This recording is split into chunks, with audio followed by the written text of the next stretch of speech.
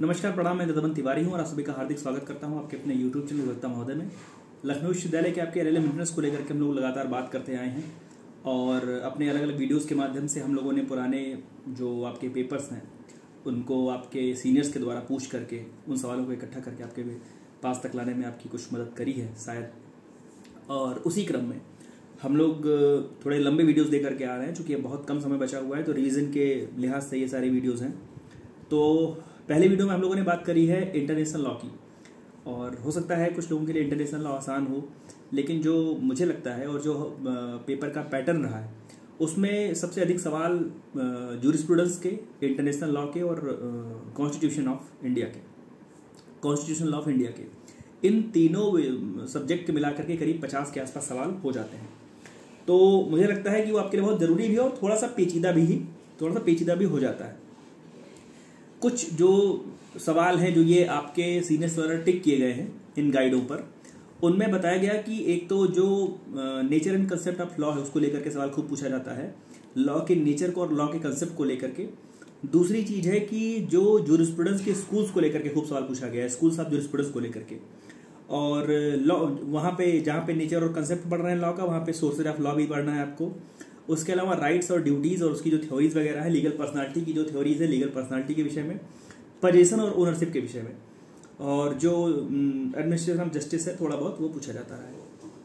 तो बहुत सारे लोगों के अलग अलग जो जूरिस्प्रूडेंस के जानकार विद्वान लोग हैं उनके अलग अलग जो डेफिनीशंस हैं उनके द्वारा दी गई, उनके वो किस स्कूल से बिलोंग करते थे, उनकी बहुत जो कोई मशहूर किताब थी, पुस्तक, जिसको हम सभी लोगों ने कहीं ना कहीं पर पढ़ा या उसका रेफरेंस लिया है, तो वो सारे सवाल पूछे जाते रहे।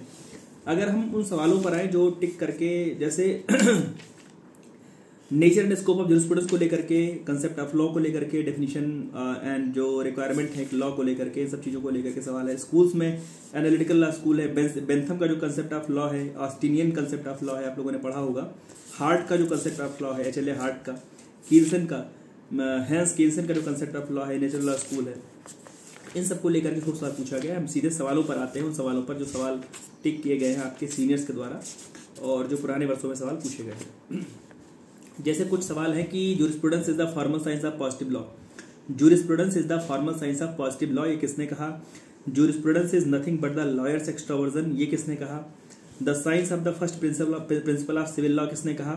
तो आपको बेंथम के द्वारा, जूलियस स्टोन के द्वारा, जॉन ऑस्टिन के द्वारा, हॉलैंड के द्वारा और ग्रे के द्वारा, पैटर्न के द्वारा प्रयास करिए कि अलग अलग जूरिस्प्रूडेंस की जो अलग अलग डेफिनेशन है उसको अलग अलग स्कूल के विचारकों के द्वारा उनके माध्यम से पढ़ करके आइए।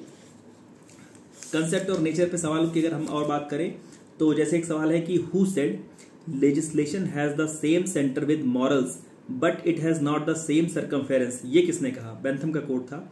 एक सवाल और एक वर्ष में पूछा गया है कि लॉ में be described in terms of a legal order tacitly और formally accepted by a community. Austin, Holland, Paton और बेंथम, ये आपके ऑप्शन थे।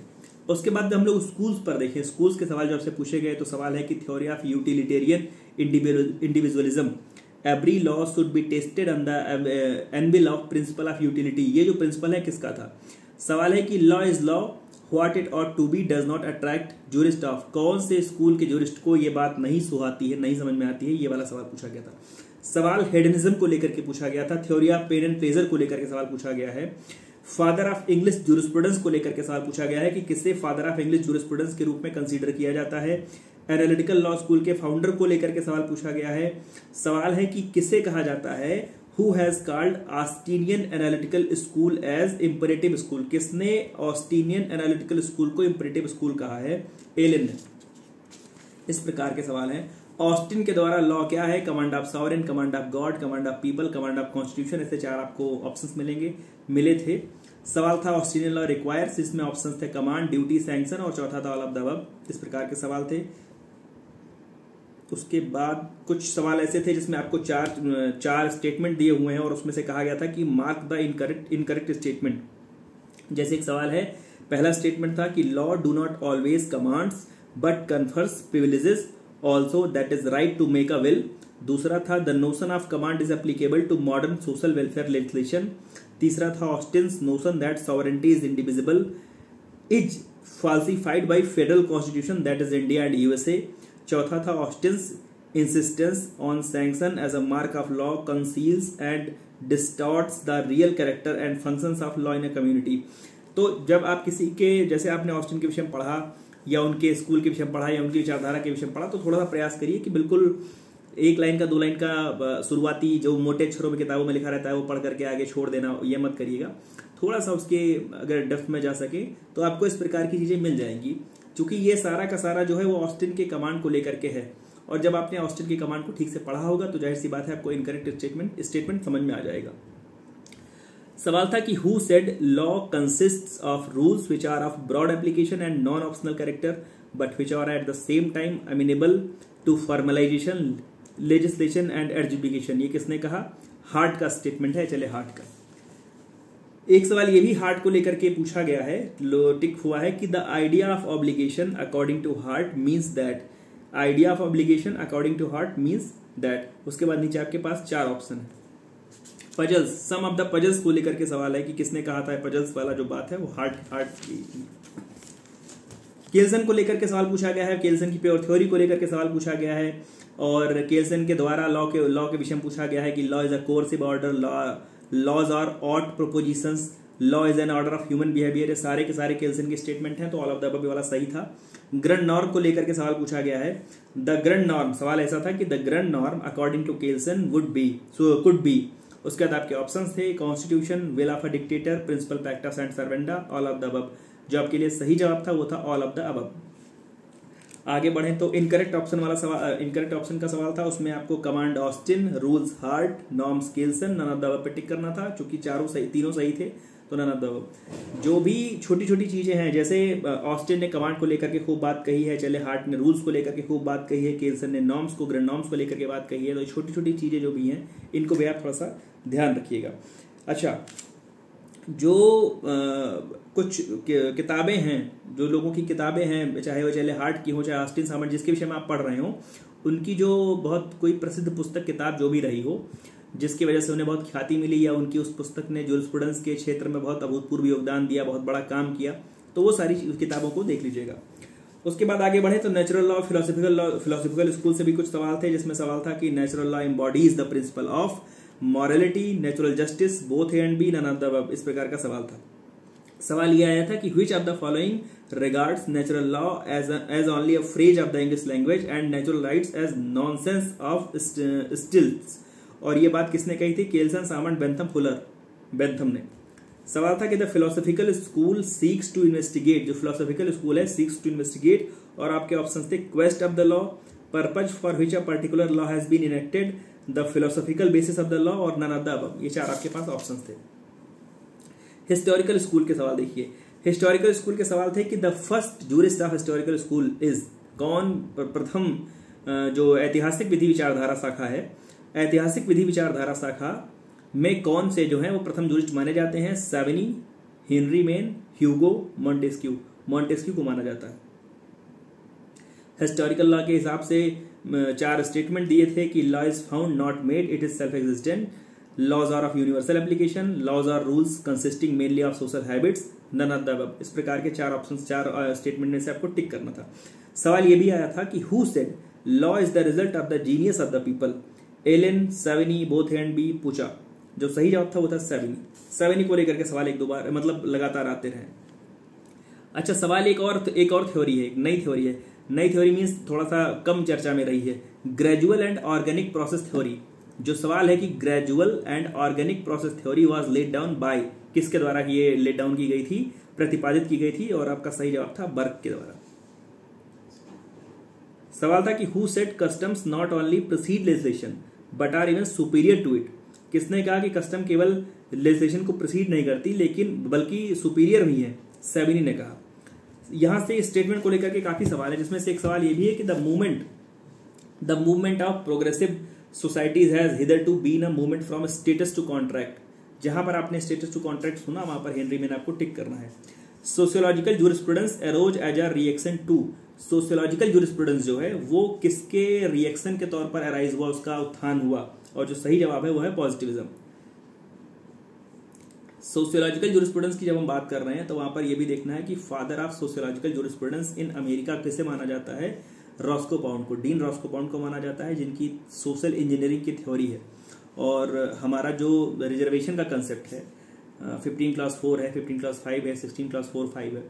तो हमारा जो रिजर्वेशन का कंसेप्ट है वो कहीं ना कहीं सोशल इंजीनियरिंग की थ्योरी से और डीन रॉस्कोपाउंड के विचारों से प्रभावित है। उसके बाद आगे बढ़ें तो इस सवाल पे कई लोगों ने टिक किया है। सवाल है कि experimental jurisprudence was given by, experimental jurisprudence जो है वो किसके द्वारा दिया गया था? वो सही जवाब था रॉस्कोपाउंड। सवाल था कि फॉर हुम it is said that he was Darwinian before Darwin, किसको डार्विन के पूर्व का, डार्विनवाद के पूर्व का डार्विन माना जाता है? और जो सही जवाब था वो था सेवेनी। कुछ 4 चीजें हैं जिनको मैच कर, जिसमें से इनकरेक्ट जो है उसको मैच करना था। पाउंड जूरल पॉस्टुलेट सही है, सेवेनी स्पिरिट ऑफ द पीपल सही है, केल्सन कमांड थ्योरी ये गड़बड़ है, केल्सन के साथ कमांड थ्योरी नहीं जुड़ती है। और थॉमस एक्विनास का ऑप्शन था, थॉमस एक्विनास के साथ reason of will in law ये था। तो जो गलत जवाब है वो है केल्सन, केल्सन के साथ नहीं है, केल्सन की प्योर थ्योरी है। उसके बाद ऐसे इनकरेक्ट ऑप्शन का एक और सवाल एक बार पूछा गया है जिसमें बर्क के सामने लिखा है gradual and organic process, August Comte के सामने लिखा है ऑर्गेनिक कंसेप्ट ऑफ सोसाइटी, एहरलिक के सामने लिखा है कंसेप्ट ऑफ लिविंग लॉ, और सेवेनी के सामने लिखा है सोशियोलॉजिकल जूरिस्प्रूडेंस। तो ये जो सेवेनी के सामने सोशियोलॉजिकल जूरिस्प्रूडेंस लिखा हुआ है ये गलत जवाब है, बाकी ऊपर के 3 सही जवाब है। उसके बाद लॉ के सोर्सेज को लेकर के सवाल देखा जाए तो सवाल आया है कि which of the following is the ultimate source of law, किसको अल्टीमेट सोर्स ऑफ लॉ माना जाता है, किसको ओल्डेस्ट सोर्स ऑफ लॉ माना जाता है? ओल्डेस्ट सोर्स ऑफ लॉ में आपके पास constitution, legislation, custom, precedent option में थे। अल्टीमेट सोर्स ऑफ लॉ के ऑप्शन में आपके पास कस्टम, प्रेसिडेंट, लेजिस्लेशन और कॉन्स्टिट्यूशन था। इसी में एक सवाल ये खैर टिक नहीं है, आपके यहाँ पर आया नहीं था, लेकिन इसी में एक सवाल है जो अन्य जगहों पर पूछा गया था कि which of the following is the most important and biggest source of law. इस प्रकार का सवाल भी आपसे सोर्सेज ऑफ लॉ के अंतर्गत पूछा गया है। आगे बढ़े तो फिर से हु सेड टाइप का सवाल है कि who said customary law is the real law of the people while the rest is only a superposition। Austin, Savigny, Salmond, Hart ये आपके पास सवाल था। ये भी सवाल आया है, देखिए a legal custom has to possess a sufficient measure of antiquity। sufficient under the English law means that it must have existed since 1189 the law in India। ये आपके लिए सवाल था कि जो लीगल कस्टम है उसको एंटिक्विटी का जो ये कहा गया कि वो एंटिक्विटी में होना चाहिए। तो क्या उसका मतलब क्या है? उसका कोई चीज़ आप कहिए कि 5 साल से ये कस्टम में है या 10 साल से कस्टम में है, तो क्या उसे विधि के तौर पर या विधि के रूप के तौर पर उसको देखा जा सकता है? उसके बाद सवाल है कि which of the following constitute supreme legislation, कौन निम्नलिखित में से है जो सुप्रीम लेजिस्लेशन कंस्टिट्यूट करता है? इस प्रकार का सवाल था। एक सवाल ये नहीं आया है, ये नहीं आया। उसके बाद सवाल है कि मार्क द इनकरेक्ट ऑप्शन, जिसमें आपके पास 4 रूल्स हैं इंटरप्रिटेशन के, जिसमें लिटरल रूल है, गोल्डन रूल है, हार्मोनियस कंस्ट्रक्शन रूल है और लिटरल रूल है। अब जिस समय आप ये रूल्स पढ़ रहे हैं उस समय आपके मन में आएगा कि ये तो इंटरप्रिटेशन ऑफ स्टैट्यूट्स की बात है, लेकिन मैं आपको बताऊं कि ये इंटरप्रिटेशन ऑफ स्टैट्यूट्स की बात बिल्कुल है, लेकिन ये जूरिस्प्रूडेंस के अंदर भी आता है। और किसी भी चीज़ को इंटरप्रेट करने के लिए हमारे पास लिटरल रूल होता है, गोल्डन रूल होता है, हार्मोनियस कंस्ट्रक्शन रूल होता है और मिस्चीफ रूल होता है। तो इन चारों को भी थोड़ा सा अगर आप पढ़ेंगे तो चीज़ें हो सकता है आपके साथ ठीक हों, ऐसे सवाल आने की उम्मीद रहती है। सुप्रीम लेजिस्लेशन को लेकर के कई बार सवाल है। हाँ, ये सवाल है कि व्हिच रूल ऑफ कंस्ट्रक्शन, ये आया था, which rule of construction is applied in the construction of penal statute. जब आप किसी पीनल स्टैट्यूट का कंस्ट्रक्शन करते हैं तो वहां पर किस प्रकार का कौन सा रूल लगेगा? लिटरल रूल लगेगा, गोल्डन रूल लगेगा, हार्मोनियस कंस्ट्रक्शन रूल लगेगा या हिडन्स रूल लगेगा? उसके बाद आगे बढ़े तो इंटरनल एक्सटर्नल एड को लेकर के सवाल है कि आपने पढ़ा होगा कि किसको किसी स्टैट्यूट को उसको इंटरप्रिटेशन के लिए कुछ इंटरनल एड्स होते हैं, कुछ एक्सटर्नल एड्स होते हैं, उसको समझने के लिए, उसके निर्वचन के लिए। तो इस प्रकार का सवाल है। आगे बढ़े तो सवाल है कि हाँ, the doctrine of stare decisis is applicable in which of the country. The doctrine of stare decisis जो है ये कहाँ पर एप्लीकेबल है? सवाल है कि which of the following is more certain and precise, precedent, legislation, both and B in custom. Ejusdem generis को लेकर के भी सवाल था। नहीं, ये आपके यहाँ नहीं आया है, आपके यहाँ नहीं आया, लेकिन अलग इंटरेस्ट पैनल में आया है कि द मैक्सिम एजुस्डम जनरल्स मीन्स, इसका मतलब क्या होता है? इस मैक्सिम का मतलब क्या होता है?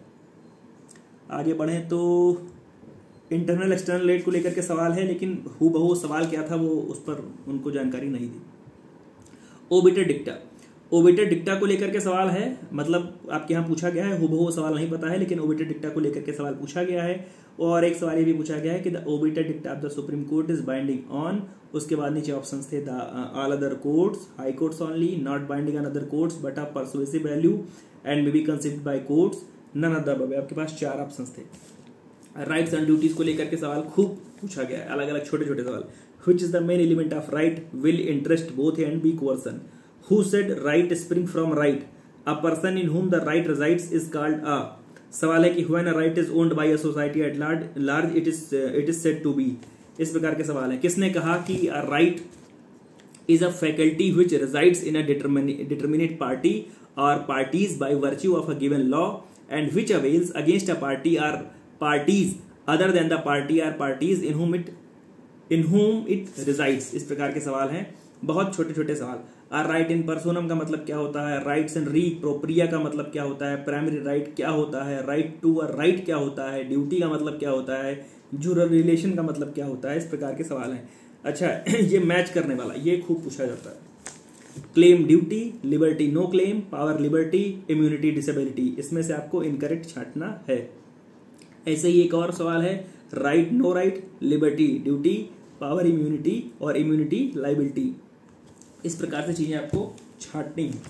उसके बाद सवाल है कि damnum sine injuria, all cases of damnum sine injuria are cases of disability, liability, liberty, no right. Damnum sine injuria, injuria sine damnum, volenti non fit injuria, ubi jus सेवेरी मीडियम, सारे के सारे टॉर्ट के मैक्सिम्स हैं। एक आध सवाल tort के भी पूछे जाते हैं। और ये सवाल जो हम लोग बात कर रहे हैं कि डैमनम साइन इंजूरिया के ऑल केसेस जो हैं वो किसके केस हैं, डिसेबिलिटी के, लाइबिलिटी के, लिबर्टी के या नो राइट के। तो जो ये सवाल है ये टॉर्ट का सवाल नहीं है। मैक्सिमम भले वो टॉर्ट की आपको सुनाई पड़ रही है, लेकिन ये सवाल जो है ये आपके लिए जूरिस्प्रूडेंस का ही राइट है। जैसे सवाल है कि फ्रीडम ऑफ स्पीच क्या है, प्रिविलेज है, राइट है, रिलेटिव ड्यूटी है या पावर है।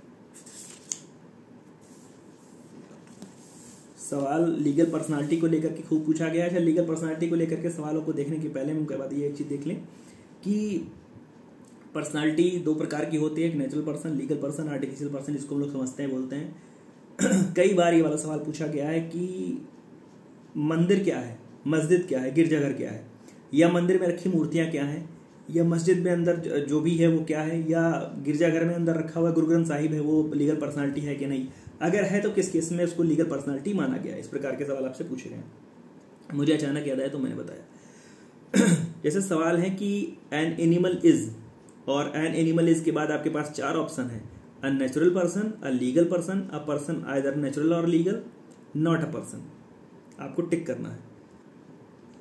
उसके बाद छोटे छोटे सवाल जैसे कि which of the following is not a legal person, उसमें आपके पास an unborn person, partnership firm, charitable fund, a hospital. उसी एक और सवाल है कि which of the following is not a legal person, a library, property of a dead man, an idol in temple, a sanyasi. Which of the following is a legal person, आपके पास option है prime minister of India, state, bench of जजेस, cabinet of minister.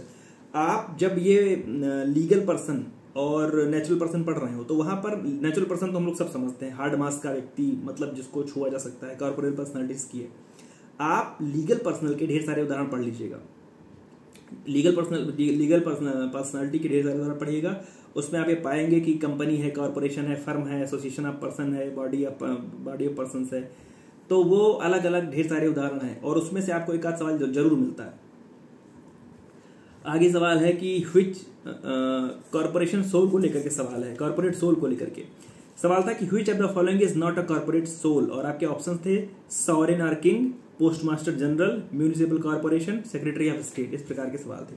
ये सवाल है a corporation has no will of its own, therefore it can not commit a crime, it can not commit a tort, it can not do unlawful things, all are incorrect. इस प्रकार के सवाल है।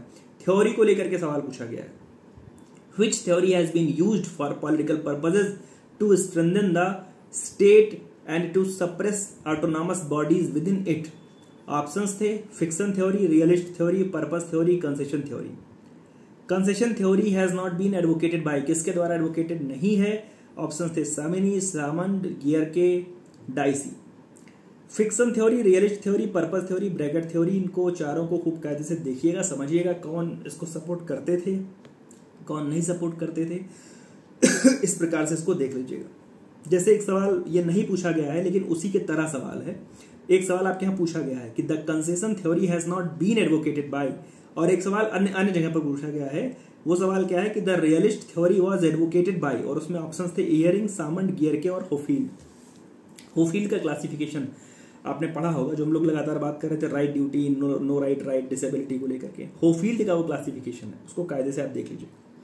Position को लेकर के सवाल था कि किसने कहा position is the most basic relationship between main and things. Position क्या है, लीगल है, नॉन लीगल है, प्री लीगल है, ऑल ऑफ द अबव है। सवाल है कि इनकॉर्पोरियल पोजीशन का मतलब क्या होता है। कॉर्पस पोजेसिनियस और एनिमस डोमिनी ये किसके एसेंशियल एलिमेंट है, सेवेनी की थ्योरी के, सामंड की थ्योरी के, दोनों के, या किसी के नहीं। सवाल है कि सेवेनी की जो थ्योरी है वो किस पर बेस्ड थी, Greek law, Roman law, Spanish law या कॉमन लॉ। इस प्रकार के सवाल है। एक सवाल खैर ये अपने यहां नहीं पूछा गया है, लखनऊ विश्वविद्यालय में पूछा गया, अन्य जगह पर आया था। ये सवाल देख लीजिए कि अ डे ओल्ड बेबी एक दिन का बच्चा, और अ पर्सन इन कोमा, इनके बारे में 4 ऑप्शंस थे। Does not have possession in fact but may have possession in law, does not have possession in law but may have possession in fact, does not have any corpus और animus but still have possession, और आखिरी option था A and सी। उसके बाद आगे देखिए, यहां से थोड़े कम सवाल थे। ब्रिजेस वर्सेस हॉक्सवर्थ को लेकर के सवाल अलग अलग पूछा गया था, आपके यहां नहीं आया था, लेकिन आप इसको देख लीजिएगा। आगे बढ़े, ये सवाल था, ये सवाल आपके यहां पर आया है। अ टेनेंट हैज, किराएदार के पास क्या है, de jure possession of a house, de facto possession of a house, no possession of rented house, none of the above. एक सवाल और आपके यहां पूछा गया है।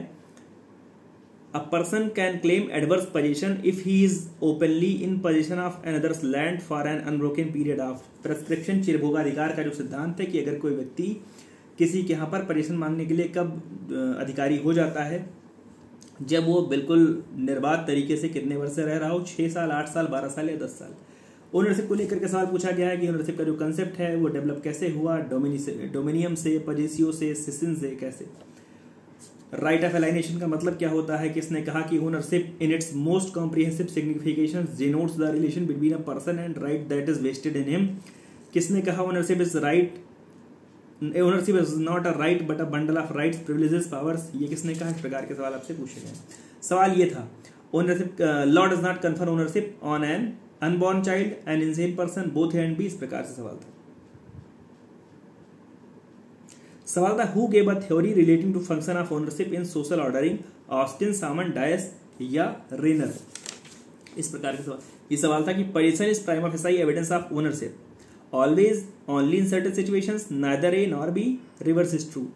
रेस नलियस का मतलब क्या होता है, इसका भी सवाल एक बार आपसे पूछा जा चुका है। रेस नलियस। इतने सवालों पर 2 से 3 लोगों ने टिक किया है, मींस ये वो सवाल हैं जो 2 से 3 लोगों के हिसाब से पेपर में आए थे। कुछ ऐसे सवाल हैं जो एक आदमी ने टिक किया है, या किसी ने उसके नीचे लिखा हुआ है कि फला जगह पूछा गया था, तो मैंने वो भी बता दिया है आपको कि यहाँ पूछा गया था, वहां पूछा गया था। तो ढेर सारी शुभकामनाएं आप सभी को। इसके वीडियो के डिस्क्रिप्शन में आपके पास एक लिंक है व्हाट्सएप ग्रुप को, उसको ज्वाइन कर लीजिए। ढेर सारी शुभकामनाएं आप सभी को। मैं दोबारा से कहूँ कि हूबहू वही पेपर नहीं मिलता है, बार बार पेपर मांग करके या बार बार प्रीवियस ईयर क्वेश्चन पेपर हूबहू मिलने की कोई उम्मीद मत करिए। जो सवाल आपको मिल पा रहे हैं अलग अलग तरीके से, उसको हम लोग इस रिवीजन वीडियो में, थोड़ा सा लंबा वीडियो हो रहा है, लेकिन आप प्रयास करिए कि उठते बैठते कभी खाली समय में कान में ईयरफोन लगा करके आप इसको एक बार सुन लीजिए, रिवीजन कर लीजिए। ढेर सारी शुभकामनाएं। जो भी अगला विषय आपका जो बचा हुआ है, बचे हुए समय में जल्दी जल्दी उसको लाने का प्रयास किया जाएगा, ताकि आप जब यहाँ पर आवें तो उसके पहले आपके मन के सारे जो शंका है, क्वेरी है, वो खत्म रहे। आपके एडमिट कार्ड को लेकर के, आपके सेंटर को लेकर के कोई भी सवाल हो, कमेंट बॉक्स में आकर के लिख सकते हैं। मेरे नंबर पर आप मुझे व्हाट्सएप मैसेज कर सकते हैं, मैं आपकी कुछ मदद करने में सहायता करूंगा। तो धन्यवाद, ढेर सारी शुभकामनाएं, जुड़े रहिए मेरे साथ। प्रणाम।